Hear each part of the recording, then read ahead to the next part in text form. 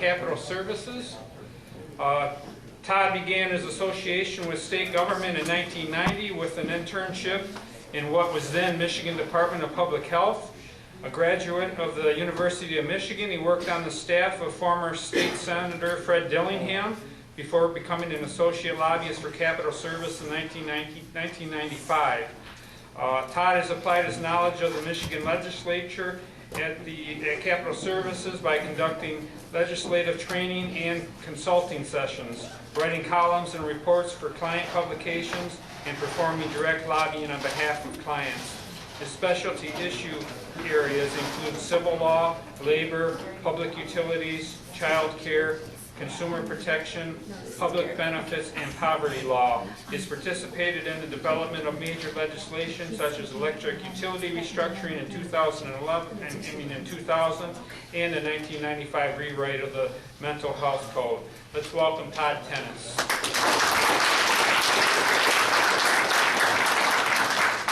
Thank you. Good afternoon, all.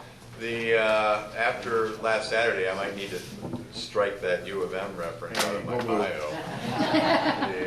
But yeah, that was ugly. But anyway, before I get started, I noticed that we have another guest here today, and I'd like to introduce him and ask him to come up to say a few words. Gary McDowell is a former state representative. He used to represent part of the UP in Northern Lower in the State House for 6 years. He is very well versed and knows how to run a tough campaign, and he's doing that right now. He is running for the 1st District for Congress.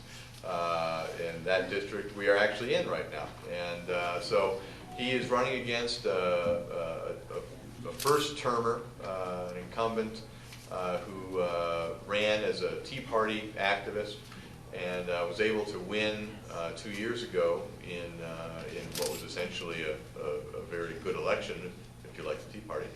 Not so good if you don't. But Gary is going after him this year. And he's taken a little time off the campaign trail to come and talk to us today and share his wit and wisdom of what he's seeing out there. And so I want to invite Gary to come up and address us. So thank you, and please give a warm welcome to Gary.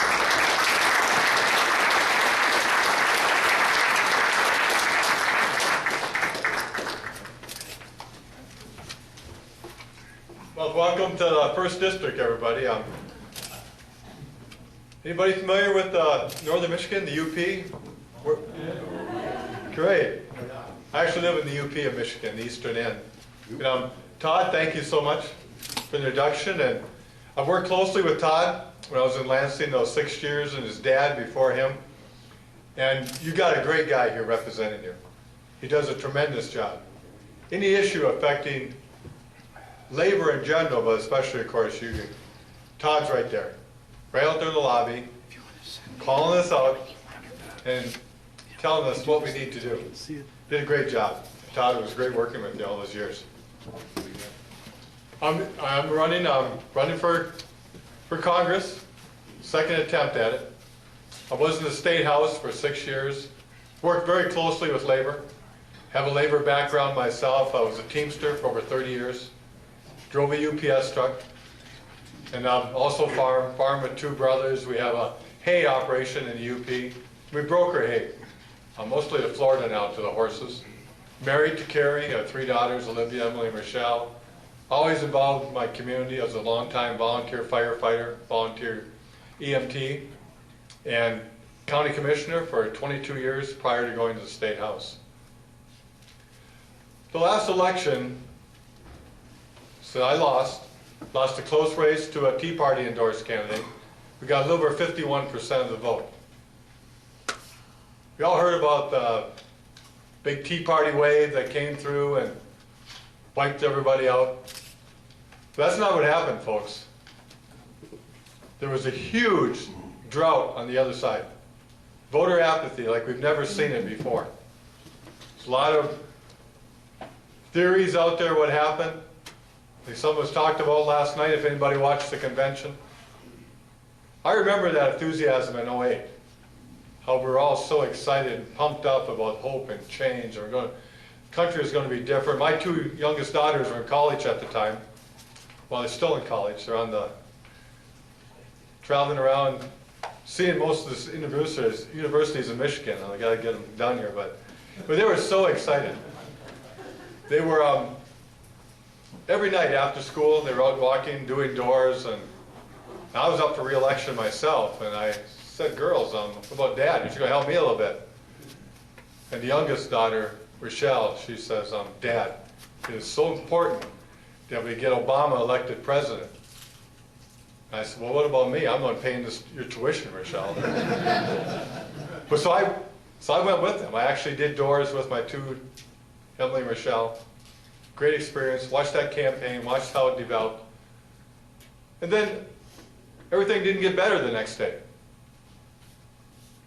Still had a lot of job loss. Haven't come back yet. We're coming back. I think people were just after 2 years, is what difference does it make?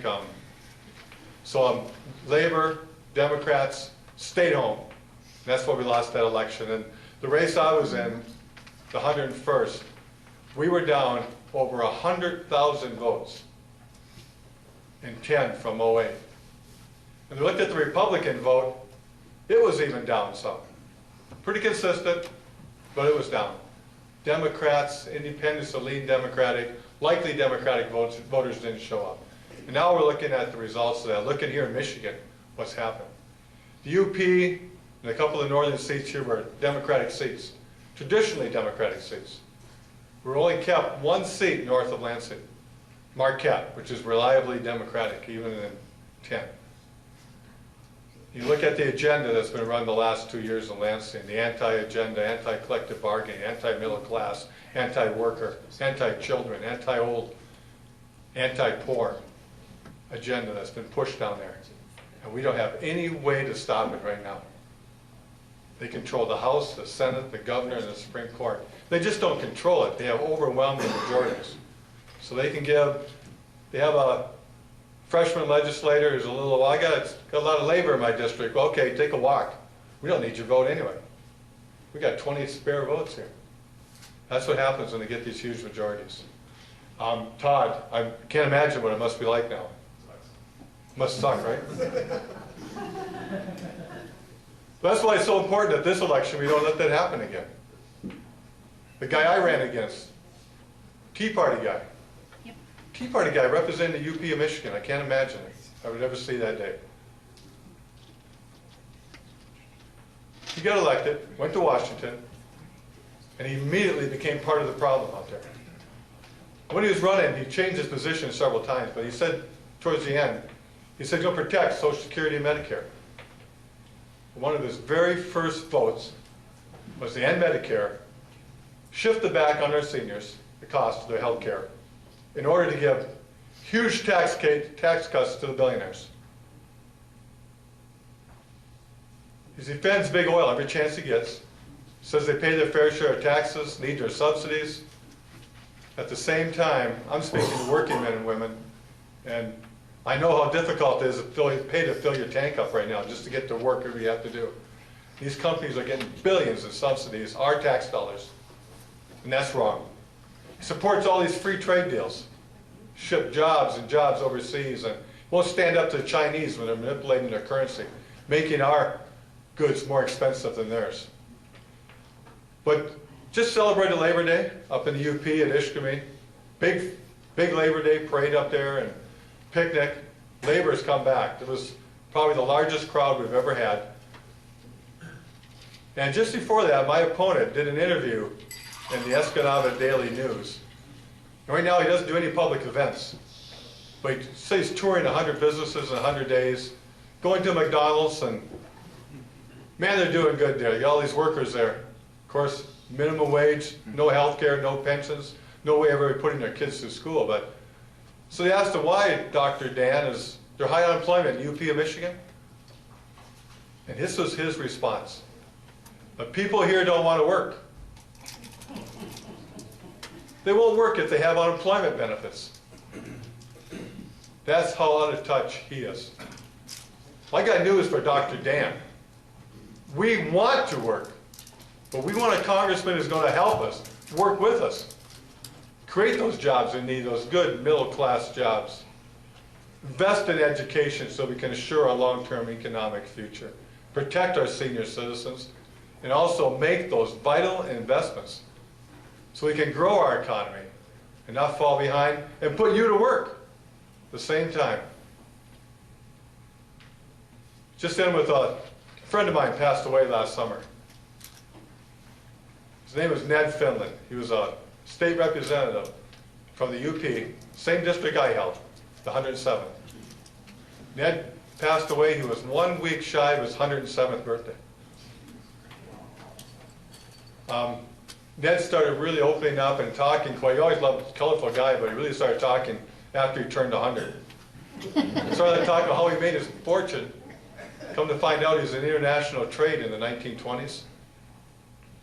We're at the Grand Hotel then, and the owners of the hotel said that they were his best customer back in probation. But Ned was most proudest of the legislation that he introduced was the enabling legislation to build the Mackinac Bridge. And he introduced that in 1933. 1933, the deaths of the Great Depression. Times that you can't even imagine how bad they were. My dad talks about them. He's still alive. He grew up in that era. But Ned, at that time, he said, we need a bridge across the straits. It will ensure our long-term economic viability up here. We'll put people to work today. We're also ensuring our economic future. But he said that, he says, no different, Gary, no different is today. Every Republican opposed him. Said it can't be done, can't be built. No. But the bridge was built. Look at what that has done. And it put a lot of people to work when we built it, and it's created a lot of jobs since. And that's what we need. We need people who are going to rebuild this country, put our people back to work. That's why I'm running to Congress. I want to be that person. I want to represent you, working men and women. But we need your help. We can't do it alone. You guys are going to go back home, and gals, after this is over, hope you had a good time up here in Northern Michigan. When you get back to work, get done with this, then we have to elect Democrats. We're going to get this country back to the men and women who work for a living, the middle class. Those people are so desperately trying to break into the middle class. We have to do it this time. Find out where your local campaign office is, in your communities. Volunteer, make those calls, knock those doors, because we can identify those voters who we know are going to vote. Last time they didn't vote. We give them a little extra push this time, they'll vote, because they've seen what happens when you allow people like my opponent, Dan Benishek, to get elected. Turned his back totally on us. Our saying now is, he went to DC and forgot the UP. But that's not just him. You got a lot of them here in Michigan. They control the Michigan delegation. So thank you so much for your time. Thank you for your support. Really appreciate it. Thank you, Todd. And let's keep it going, folks. Let's get this thing done. Let's win this election.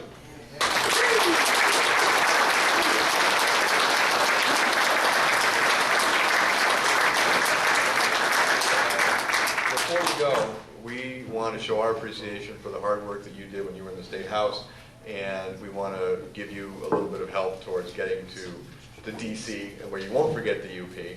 But I want to introduce Pat Dillon, who is the president of Gary, on behalf of the Utility Workers Union of America, I'd like to present you with this check for McDowell for Congress in the amount of $5,000.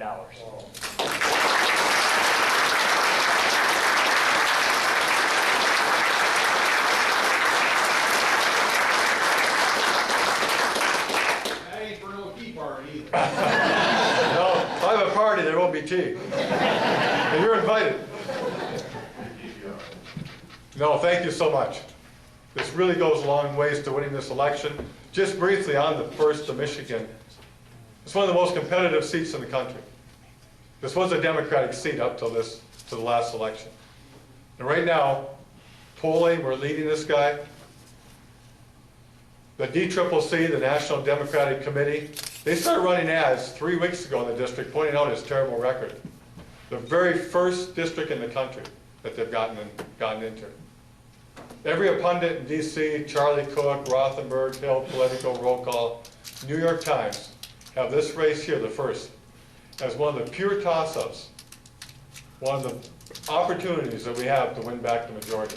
This seat here, we have to win it. Every roadmap they have to get the majority, the first is included in it. And this goes a long ways toward making that happen. Thank you so much.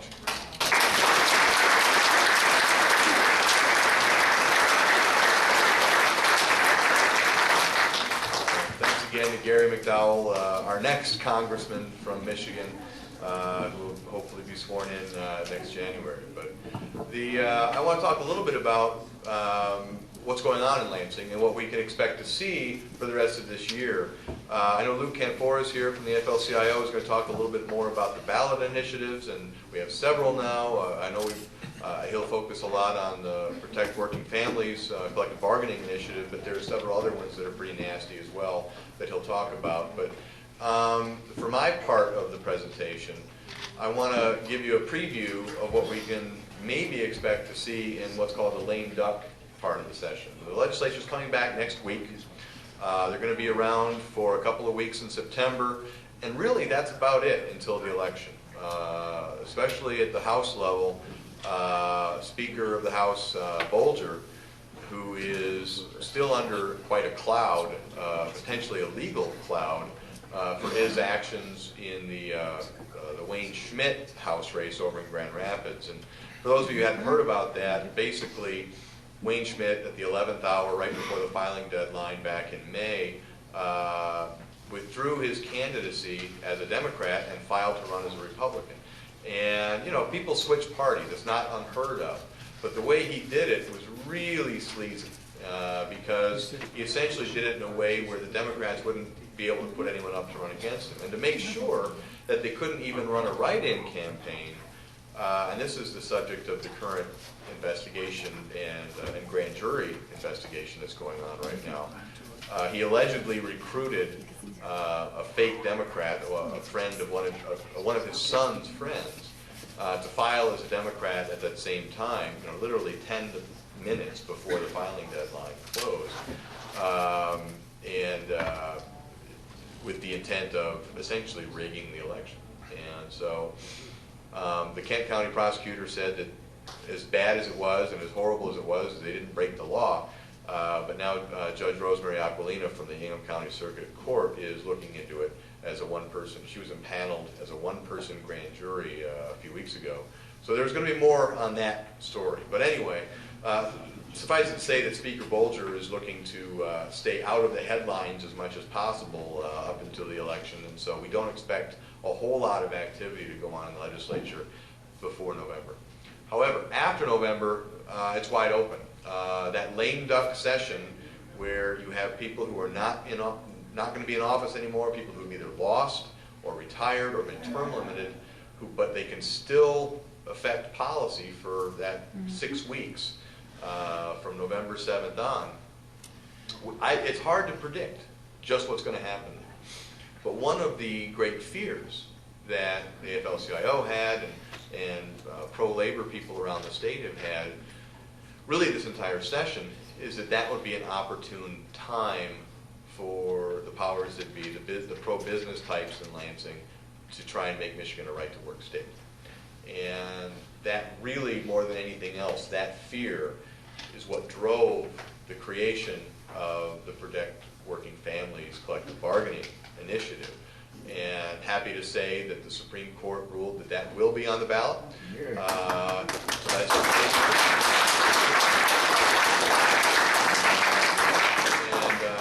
So we should learn today what number that will be. I think Luke's saying that he thinks it's going to be proposal 2. So, but we'll know that for sure later today. And so that, 600,000 signatures we gathered and the time and effort that a lot of people in this room put into getting those signatures will not be in vain due to a court ruling. Now we have to make sure it's not in vain due to an election. And Luke's going to talk a little bit more on that. But the impact it could have on the lame duck session is enormous.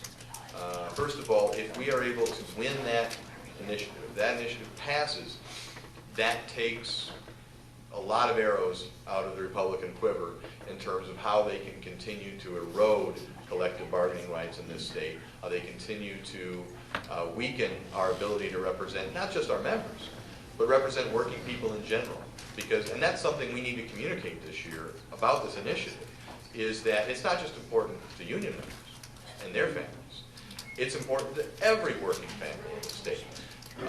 Because whether or not there is a voice in Lansing that's standing up for job safety, standing up for good wages, standing up for benefits, standing up for all the little things that make our work situations better, that's on the line. That's what's at stake with this ballot initiative, because I can tell you, whether it wins or loses, there's still going to be 1,000 lobbyists representing corporate interests in Lansing in January, regardless of the outcome of this. And they're still going to be pushing to roll back workers' compensation benefits, to roll back unemployment insurance benefits, things that they've done to a great extent this session already, to make it more difficult for unions to participate in the political process, to make it more difficult for us to organize, and to protect our collective bargaining rights. So those pressures are all going to be there. Passage of Proposal 2 will take a lot of that pressure off. It will give us a shield against the kind of shenanigans that we saw happen in Wisconsin. And particularly for public sector employees who don't have any of the national protections that private sector folks have. The NLRA does not pertain to public sector employees, which is why when you've heard the news for the last year, most of the negative attacks have been on public sector unions and public sector employees. The governor signed into law this past Tuesday Public Act 300 of 2012, with Senate Bill 1040, that basically cuts teacher pensions, Yes. cuts pensions for all school employees. And really, as bad as it is for teachers, think how bad it is for bus drivers. Think how bad it is for food service workers and custodians, those folks who make a fraction of what teachers do, and teachers don't make a lot.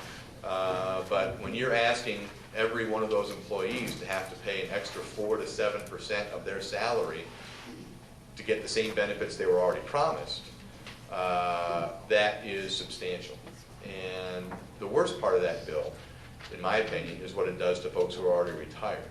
I mean, this is how bad this is. This essentially is saying, if you're already retired, you're going to have to kick in double for your health care benefits than what you're paying now. So if you retired 10, 15 years ago, you're on a fixed income, you've kind of mapped out what you can afford, well, suddenly your monthly health care costs may go from $200 to $400 a month.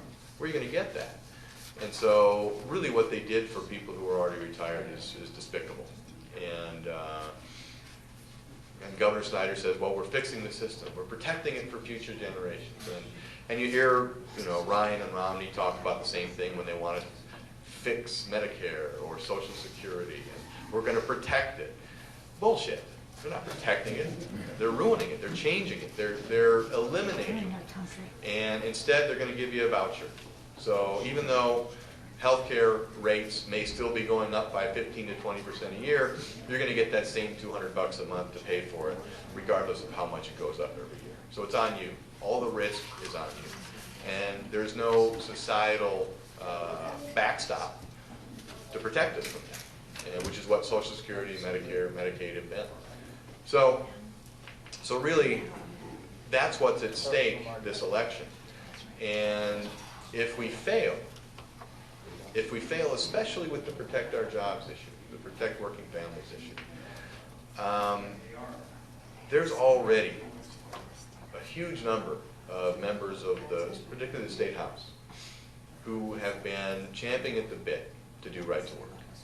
They've been champing at the bit to put further constraints on the ability to collect dues, the ability to participate in politics, the ability to do what we just did by supporting Gary McDowell for Congress. They want to cut that stream off.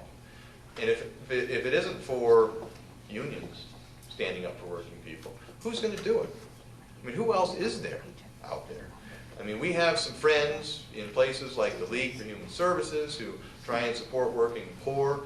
We have some friends in the churches who are trying to watch out for the least among us. But really, when it comes to standing up for working men and women in this state, in this country, labor is where it's at. I mean, that's what my dad told me years ago when he asked me to come join him in this business. And I asked him how he got into it. And he says, you know, in the 60s, he wanted to be an agent of change. He wanted to be on the forefront of fighting not just for collective bargaining rights, but fighting to make society a better place. And he said labor was the place where that was happening. That was where it was at. And it still is. It still is. There wouldn't be a United Way without labor. There wouldn't be a Red Cross as strong as it is today without labor. And all of these different organizations that help keep our fabric of society together, labor is interwoven in everyone. And frankly, the other side knows that. The other side knows that if they can take us out, there's no one left to stop them. And there's no one left to keep us from becoming their dream world. And you know, I was very fortunate. I got to go on a honeymoon trip this last month. And we sailed around the Caribbean. Got to stop at these exotic ports and calls, these wonderful places that had been really just kind of sterilized for tourists, right? In Jamaica, and we went to Haiti. I didn't see Sean Penn's Haiti. I saw Royal Caribbean's Haiti, which had been pretty much sterilized for our protection. And it wasn't seeing what that real world was like. Where that real third world essentially consists of a very few people who own everything, and everyone else who lives in poverty working and scrambling and hoping that they can get a job that just barely makes ends meet. It's Mitt Romney's paradise. I mean, that's where he ships all of our jobs to, or places like that. And I don't know how many of you saw this, but there's a woman in Australia. She's the richest woman in the world. She's worth $18 billion. Her name is Rita, I forget her last name. But anyway, she owns a huge mining conglomerate, right? And she made news in the Australian legislature last week when she was calling for wages to be reduced. She wanted to get rid of minimum wages. She wanted to get rid of that because she was saying that she could take her mining interests to Africa and pay mining workers there. They were willing to work for $2 a day. And how could she compete? How could she be competitive if she had to pay decent wages in Australia? And she could mine iron ore in Nigeria just as easily as she could in New South Wales. And so she was going to do that. And she got called out on it, rightly so. And her response was basically a lot like Mitt Romney's response. Don't envy us. People shouldn't be envious of our wealth. They should just work harder so they could become wealthy like us. This is a woman who inherited every goddamn dime she ever had. She is an heiress. Her father and grandfather built that company, and she inherited it, much like Mitt Romney, right? Who his advice to young entrepreneurs is, well, just borrow money from your parents, and just like I did. And that's the huge gap that we have to bridge this election, because if this election is all about jobs, just jobs, we're in trouble. Because, you know, the job creators are the ones that we have to support, right? If we just give more tax cuts to the job creators, they'll create more jobs. Well, you know, you could double the number of jobs in this state today if you cut everyone's pay in half. I mean, we could have twice as many jobs that no one could support a family. And that's the change we have to make in the rhetoric. That's the change we have to make in the tone. It's not just about jobs. It's about jobs that can support a family. So it's just what Gary McDowell was saying, that this isn't about getting more McDonald's workers up in Ishpeming. This is about finding jobs where you can support a family with a good wage. And the only thing that's ever been able to do that at a sustained level is collective bargaining. That's the only thing. So that's what's at stake this year. If we fail, this lame duck session is going to be nasty. And we're going to be fighting off the most anti-union pieces of legislation that we've ever seen in this state. And the right-to-work bills have been introduced every session since I've been here. There's always a couple of state reps or state senators who sponsor legislation that makes Michigan a right-to-work state, but they never see the light of day. They've never seen the light of day because there was always this understanding that the votes were not there to pass it. I don't know if the votes are there this year or not, especially if we fail in our initiative. So that's how important it is. And so I'm going to turn it over to Luke Canfora from the AFL-CIO here. And Tony, do you want to say something too real quick? And but basically, to tell you what we have to do and how we do it, but I want to instill you just there can be nothing more important to any of us than getting that initiative passed. So